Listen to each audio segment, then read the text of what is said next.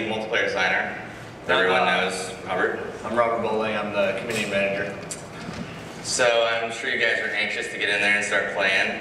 We wanted to give you a quick overview of sort of the design philosophy for Modern Warfare 2. Basically, when we started working on it, we didn't want to just make another sequel. So we sort of stripped everything out, started from scratch, and just built a new game, the game we wanted to play. We wanted to keep the heart and soul of the game so it's familiar, but we wanted to make everything bigger, better, more options, more accessible, make you famous. Lots of customization. So I'll go over a few of the high points. So one of the first things you'll notice in the new game is you can customize your kill streaks. We call this kill streak rewards. There's tons of these. You'll see a few of them here in the beta. There's a new default set, which if you're familiar with Call of Duty 4, then you'll know the first one is the 3 kill streak, which is UAV, which shares the radar for your entire team. The second default is a 4 kill streak, and it's called the care package. And this adds a really big new mechanic to the game, which you have an airdrop marker when you get this kill streak. You throw it out, smoke goes up, a helicopter drops in, drops a crate, and you're able to capture it. And in that crate, you're either going to get ammo or a random kill streak. And they're all weighted, so you know the lower kill streaks are more common, but you could possibly get an AC-130 and start nuking people out of the sky.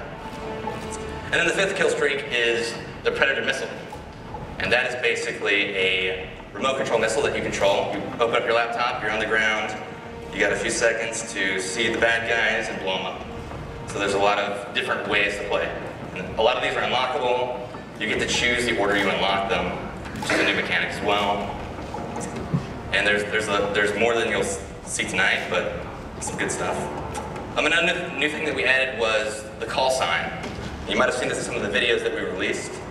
Basically, the call sign is another way to show off how cool you are, make yourself famous. So it shows your gamer tag.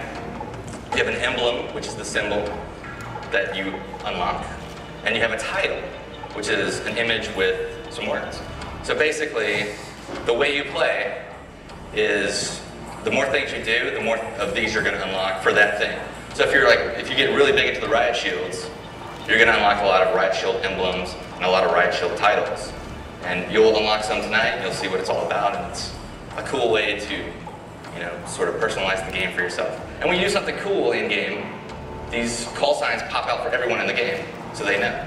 So if you shoot down the AC-130, it's going to pop out, it says, so-and-so shot down the AC-130, show off your titles and things like that. We also evolved how Creative Class works. So Creative Class is extremely big right now. There are a ton of new weapons, a ton of new attachments, some new camos, and another new mechanic that we added was secondary weapons. So not only do you choose your primary weapon, your M16s or FAMAS, but you also choose your secondary weapon, which are also categorized, also have attachments. Like machine pistols is an example. They're rapid fire, they're sort of like SMGs, but a little weaker, a little shorter range. Shotguns can have silencers now. Handguns for fast swapping, they can have a lot of attachments. And launchers, like the AT-4, which can lock on to kill streaks. So the AC-130 is bothering you, you can lock onto it, shoot it down.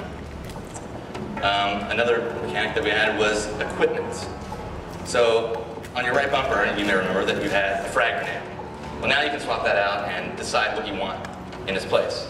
We have seen 402 get stuck by a Semtex grenade in one of the videos. And hit in the face with a throwing knife. Hit in the face with a throwing knife. There's also tactical insertion, which is something that doesn't actually kill, but you're able to throw this down and it determines where your next spawn will be. Yeah. Or the blast shield, which protects you from explosions, but you lose your mini-map. All these are really cool because there's just more and more ways to customize to your playstyle. I mean, I love using tactical insertion when I'm playing CTF because as I get closer to the flag, I'm constantly dropping them down. So when I'm going to do the mad rush and I'm pretty sure I'm going to die, I can always spawn back without running all the way across the map.